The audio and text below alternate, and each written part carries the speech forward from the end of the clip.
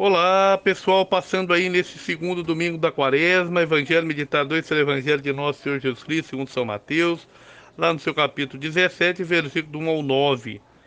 6 dias depois, Jesus tomou consigo Pedro, Tiago e João, seu irmão, e conduziu-os à parte a uma alta montanha. Lá se transfigurou na presença deles.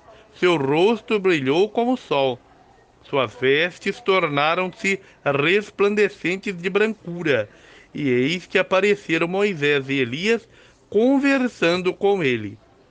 Pedro tomou então a palavra e disse-lhe: Senhor, é bom estarmos aqui. Se queres, farei aqui 3 tendas: uma para ti, uma para Moisés e outra para Elias.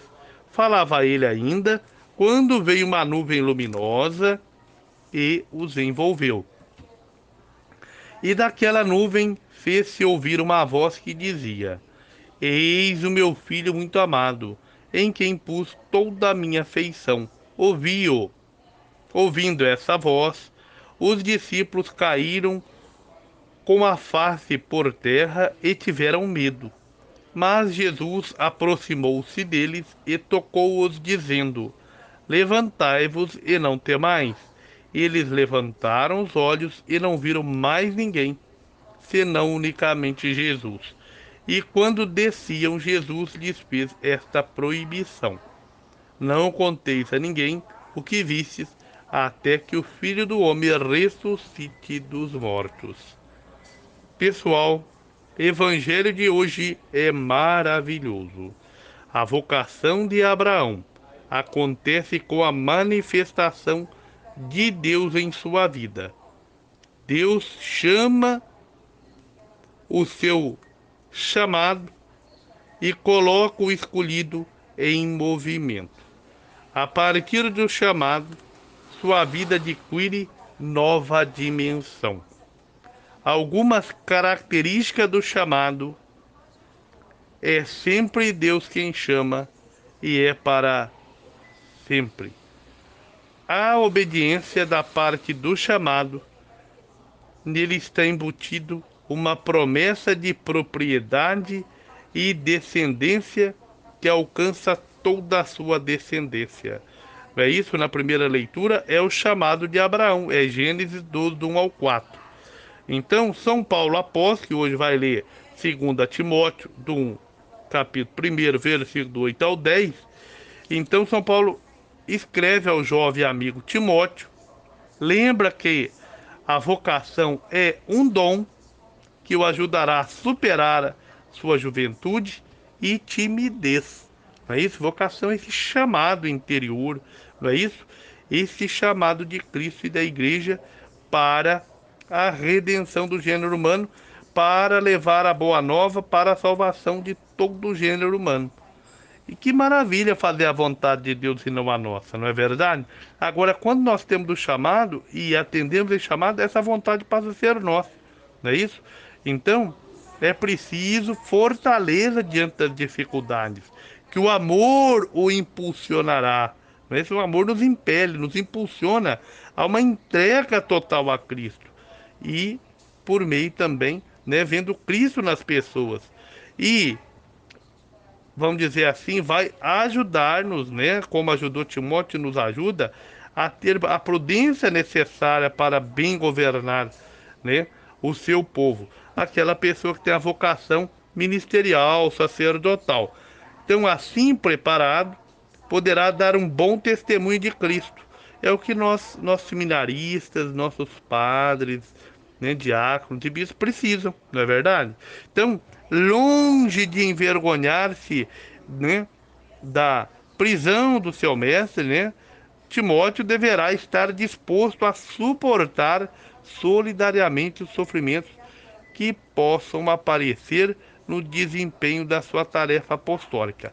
Já do evangelho de hoje, que é o evangelho da transfiguração, Mateus 17, 1 ao 9, Jesus situa-se no início de seu caminho para a cruz. Sua finalidade, por um lado, é manifestar a identidade dele, que é Deus que se fez homem, e por outro, fortalecer os discípulos que, àquela altura estavam desencorajados pela possibilidade de um desfecho, vamos dizer assim, violento na vida de Jesus. Para o grupo mais íntimo de Jesus, né, a transfiguração é o momento de ânimo, pois nela se manifesta a sua glória e antecipa a sua vitória sobre a cruz. Então, as vestes resplandecentes de brancura, o seu rosto brilhante como o sol e a recomendação de não contar a ninguém até que ressuscite dos mortos.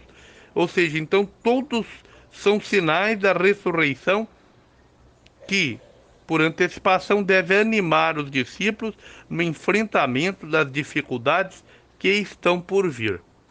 Ora, a presença de Moisés e Elias é uma manifestação da chegada do Mashiach, do Messias.